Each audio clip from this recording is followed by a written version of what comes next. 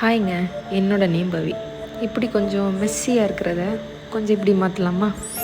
அப்புறம் சொல்ல மறந்துட்டேன், இதனோட first voice over and first mini vlog. சரி, ஃபஸ்ட்டு ட்ரெஸ்ஸை மடிக்கிறதுன்னு ஆரம்பிக்கலாம். அதுக்கு முன்னாடி ஃபஸ்ட்டு தலைவரை செட்டில் பண்ணணும். அவரை செட்டில் பண்ணல ஒரு வேலை நடக்காது. அப்படியே நானும் ட்ரெஸ் மடிக்க ஸ்டார்ட் பண்ணிட்டேன்.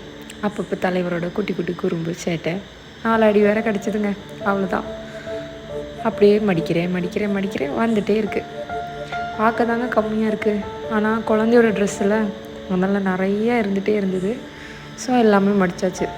மம்மி ஆகிட்டா எல்லாம் இப்படி பண்ணி தானே ஆகணும். அப்புறம் வீடியோ பிடிச்சா லைக் பண்ணி சப்ஸ்கிரைப் பண்ணுங்கள். சரி, அப்படியே நான் உங்களுக்கு ஒரு ஸ்டோரி சொல்லலாம்னு நினைக்கிறேன்.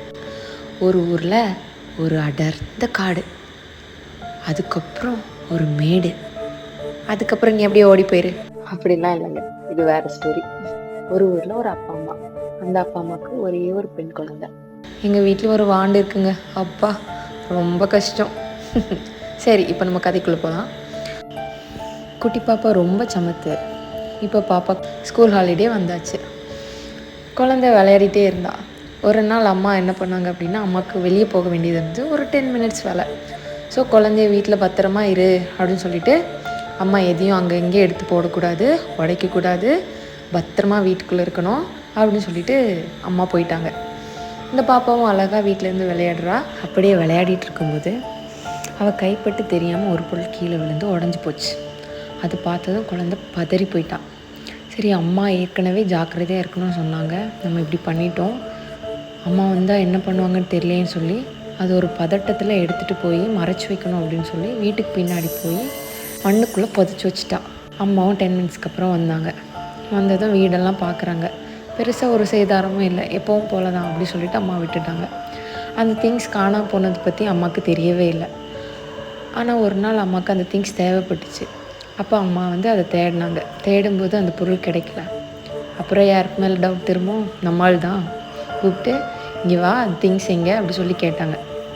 அதுக்கு பாப்பா, அம்மா இல்லைம்மா, நான் பார்க்கவே இல்லைம்மா, நான் எடுக்கவே இல்லைம்மா அப்படின்னு சொல்லிட்டா. சரி, அம்மாவும் அதை விட்டுட்டாங்க. அப்புறம் எப்போவாச்சும் கிடைக்கும், நம்ம தான் எங்கேயும் வச்சுருப்போம் அப்படி சொல்லி விட்டுட்டாங்க. அப்புறம் கொஞ்ச நாள் ஆச்சு. கொஞ்ச நாளுக்கு அப்புறம் இதோ நான் வீடு க்ளீன் பண்ணிகிட்ருக்கேன் பார்த்தீங்களா, இது மாதிரி அம்மாவும் வீடு க்ளீன் பண்ணிகிட்டு இருந்தாங்க. பண்ணிகிட்டு இருக்கும்போது குப்பை தட்டுறதுக்காக வீட்டுக்கு பின் சைடு போனாங்க. வீட்டுக்கு பின்னாடி போகும்போது அம்மா குப்பை தட்டும்போது அவங்க கண் முன்னாடி அவங்க பார்த்த காட்சி அவங்களுக்கு ஒரு பெரிய ஷாக். நீங்கள் என்னவா இருக்கும்னு நினைக்கிறீங்க?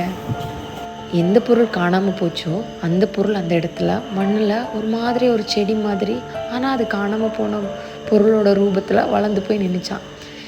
இது அம்மா பார்த்தது, இது என்ன ஆச்சரியமாக இருக்குது அப்படின்னு சொல்லிட்டு ரொம்ப பதட்டப்பட்டுட்டு வீட்டுக்குள்ளே அந்த பொண்ணை பார்த்து கேட்டாங்களாம், நீ ஏதாவது பண்ணியா அப்படின்னு சொல்லி கேட்டாங்களாம். அப்போ அந்த பொண்ணு, அவ்வளோதான், நம்ம தான் கையங்கழுவும் மாட்டிக்கிட்டோமே அப்படின்னு சொல்லிட்டு, அம்மா நான் தெரியாமல் அதை கீழே போட்டுட்டேன், அது உடஞ்சிருச்சு அப்படின்னு சொல்லி அம்மாட்ட அவள் பண்ணதை ஒத்துக்கிட்டாலாம். இதில் இருந்து உங்களுக்கு என்ன தெரியுது? நாம் பண்ணுற எல்லா விஷயமும் நமக்காக வெயிட் பண்ணிகிட்ருக்கோம். நல்லது பண்ணால் நல்லது வெயிட் பண்ணும், கெட்டது பண்ணால் கெட்டது கண்டிப்பாக வெயிட் பண்ணும். எது வெயிட் பண்ணோன்னு நம்ம தான் முடிவு எடுத்துக்கணும். இன்னொரு மினி விளாக்ல சந்திக்கலாம். டாடா, பாய்.